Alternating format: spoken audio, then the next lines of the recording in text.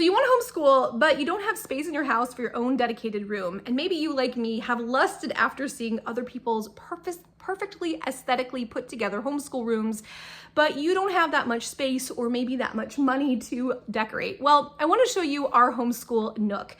We don't homeschool at the kitchen table, although that's where we started. We have created a nook in our living room.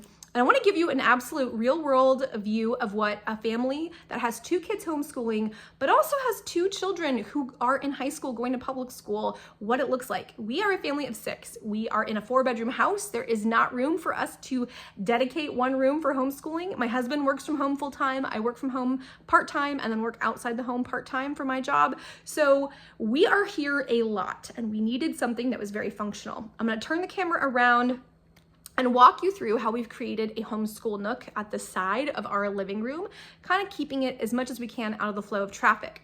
I'm gonna give you a caveat that I had surgery a couple of days prior to me filming this. So if I'm a little bit less enthusiastic or the camera work is even not as good as normal, it's just because I'm getting over surgery, but we are going on a trip soon and I'm trying to get a few things filmed in advance so that I don't get behind. I'm trying hard not to get behind this year. We will see. All right, so let me flip you around and show you our Homeschool Nook. All right, I wish there was better lighting, but this is what we're working with.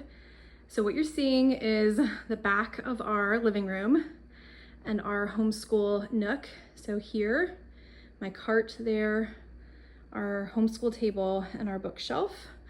Just so you can get a kind of a sense, there is our little sort of sectional couch. This big chair is actually what I sit in and we face it out into the room when we have company. We have a rocking chair here that gets moved when we have the fire going, a fun box that we've been playing with, and our TV, and then our 2 built-ins, which house a lot of our books. I'm not gonna go through all the books. I just wanted to give you a sense that this is where we homeschool, right here at the back of our living room. It's not a big space. I'm standing in our open dining room space right now. And I'll give you a quick turnaround just so that it's a little bit messy over here, right? Not a huge space, okay? We used to homeschool here and it just got too cluttered. So take you back around. We decided to create a nook over here. It does take away from the space we have in our living room, but since we needed a dedicated homeschool space, this is what we got. This is what we're working with. All right, let me do a close-up. All right, so I'm gonna start over here.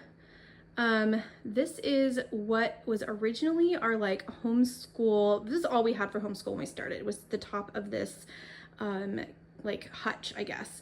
On this side down here is where we keep breakable glass that I use, you know, for like cake stands and things during the holidays. And then on this side, there's just extra art supplies and then batteries and like stamps and envelopes. But the top was all we had in the beginning. We didn't have this sorter, we had this. And so this has always been our library book box. So the library books that we are completed with go in here. In this case, we haven't actually read Life on Earth yet. It just didn't fit in my little box. So this is currently the readers that the girls can pull from if they want to read something other than their All About Reading book. The My First Africa reader, they read all the time, so it's in their bedroom. And then these are the library books we currently have out. So Consent is one of the ones we're gonna read. We're doing a mini prehistory unit before we get back into the swing of things, and then myths and Egyptian mythology. And this is a big thing, the Atlas of Myths. And that's because we're doing ancient times. Then each girl has her own little bin. This is the closest thing we have to kind of like, I don't know, lockers or like your own desk drawer. So they each have the same thing, but they've got their summer skill sharpeners. They each have like a little special copywork notebook. This is a leftover flags from last year. This is an art book that was originally going to be our art for the whole year, but I've decided to go with an actual art program. But this is still a pretty cool thing. So they each have one.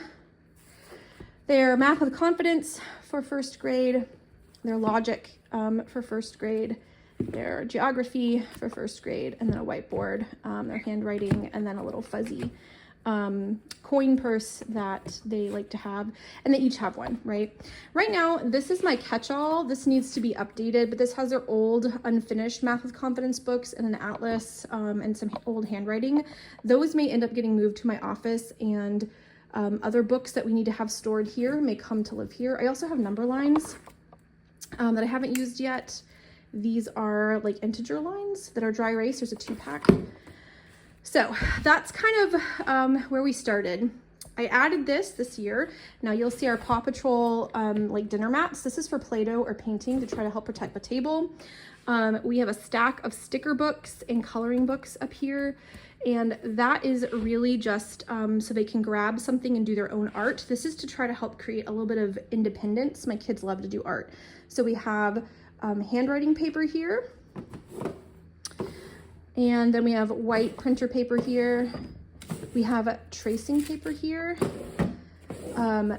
Construction paper here. I have a ton of this below as well. And then this is like different colored tissue paper there. And so the idea for me is that they can come and grab any of these art supplies whenever they want, and they don't have to ask my permission as long as they clean up their mess. So that is part of it. We have my cart here. I'll go through that in just a minute, but that is kind of the original setup. Was this sans that just had more books stacked there, but this was all we originally had when we were over at the other table. So then I bought this table from a thrift store. We had these 2 chairs, and I figured it's not ideal. I wanted like a old kitchenette table that had like the wings that flapped out so I could like fold it down and we'd have more space in the living room, but this is what we could find, and it's working for us for right now. And then we have this shelf, which is a combination of school supplies and then our favorite games and toys. So we have some of our games here. We have another section where our bigger kid games are. So like Munchkin is like mine, but I play with my older kids. But we have some Swamp, Suro, Trekking the World, which is a little bit too advanced for the girls right now, but I love to play that with the bigger boys. Dragonwood, which we haven't played yet, but I've heard it's a good like math dice game. This Gateway Island, which I purchased, but we haven't actually played, but it's kind of like a game to teach you how to do tabletop games is what I heard. Carcassonne is a favorite. And then we have like Uno and Taco Cat Goat Cheese Pizza. And we actually have Clumsy Thief Jr., but it's sitting over on our other table. We just played it. Our globe, that was my oldest son. He decided to donate it to the cause of homeschooling. I have a gnome collection. I'm Norwegian American, so I love gnomes. It's fun that they're kind of in fashion. I can find them now. All right, just a quick glance through. I'm not going to go through every single book, but this is what we have for our ancient history and, you know, science and American history units. So, you know, ancient encyclopedias, A Child Through Time, which I'm super excited for us to dig into. This is a great academic book, The World That Jesus Knew, for folks who would like to do a little bit of religious education. Of course, the standard Homeschooling Greek Myths by Deleuze. We have the Chinese children's favorite myths. This was recommended by Build Your Library. All these different, you know, like our hieroglyph book, things like that. And then we start getting into, you know, fossils that tell of long ago, and archaeologists dig for clues. So our ancient history stuff, a few of our books that will correspond to our science unit. So Rocks and Gems when we get to geology. This is our Hans Christian Andersen. And then these are our read alouds currently. So Odyssey, Boy of the Pyramids, The Golden Goblet, which we might skip. Greek Myths, this is just an extra kind of resource for me. And then some of our other read alouds. I'm adding in Understood Betsy and Pollyanna to the Build Your Library because I don't have all of the books she has and I want to read them. So I'm adding them in, like Homeschool Moms Do. And then we have some of the folk tales that I've started collecting because we will be reading myths 2 to 3 days a week and folk tales at least 1 day a week on America Day.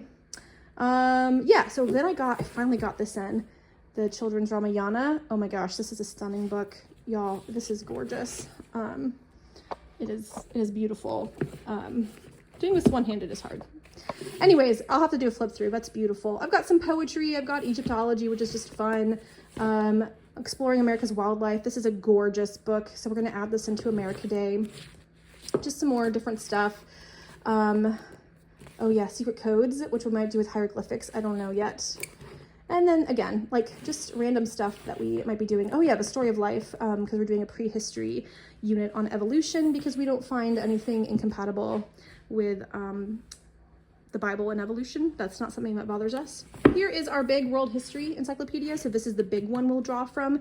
Yes, we have some specific ones that we'll pull out, but this is the big one we'll keep using. North American Indians, we'll add this to our Kaya unit for this fall. Sacagawea, who we'll read this fall.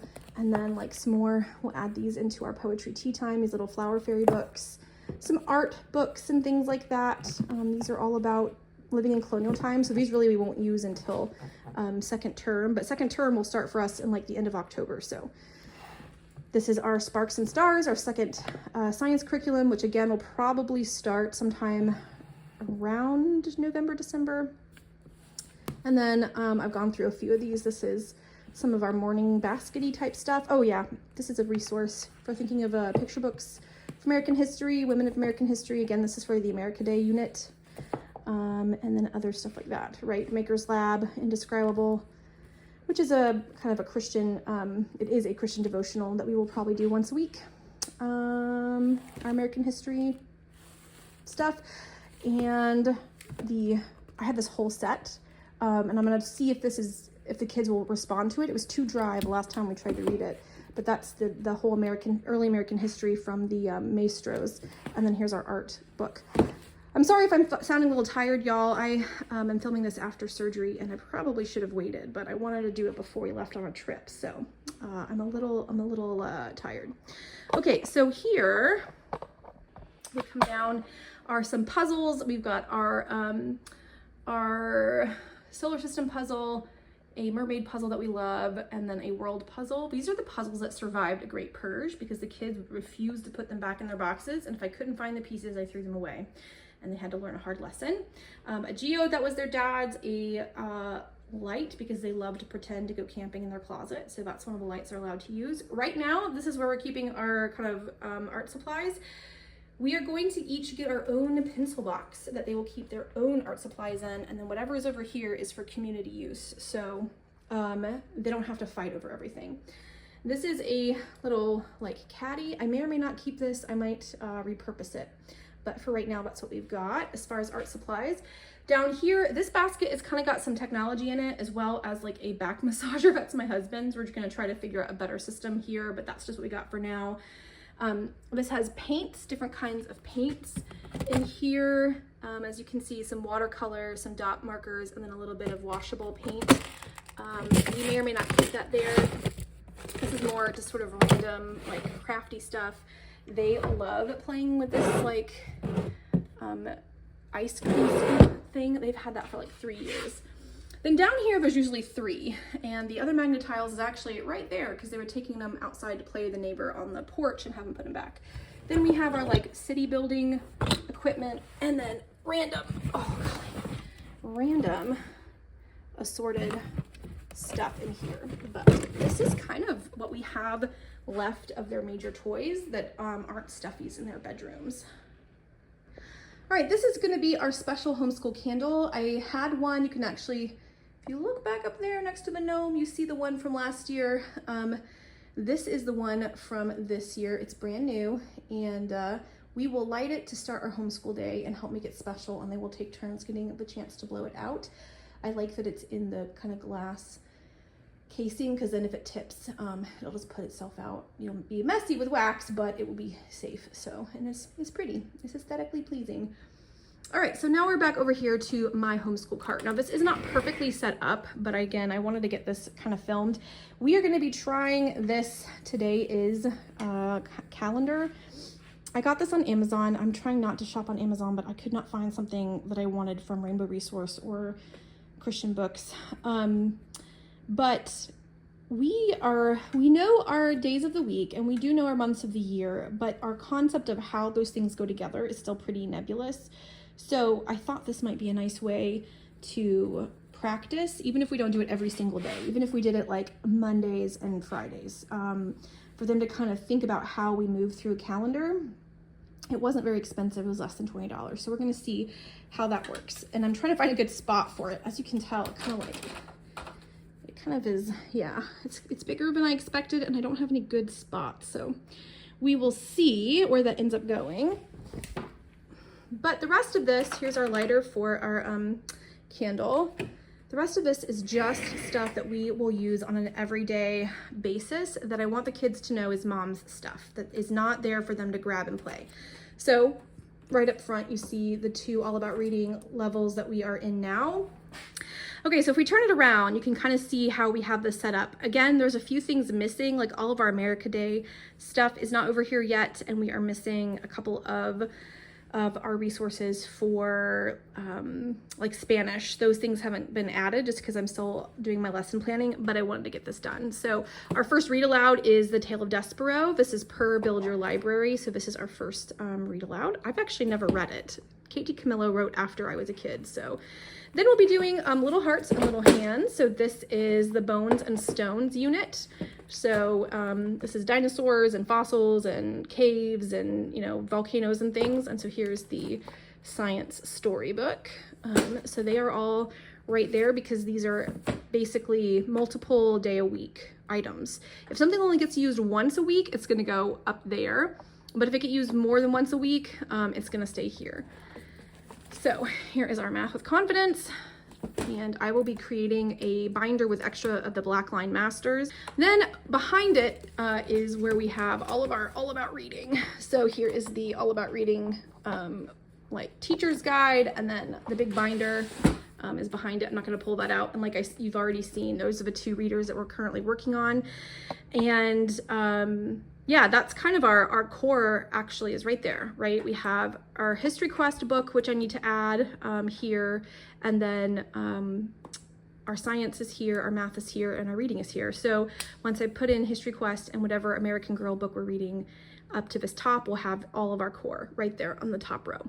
Then coming down here, we have what is, I guess you might call morning basket. We call it the Virtues Loop, but first is our flashcards for All About Reading, and then we have this little, I don't know, box of stuff.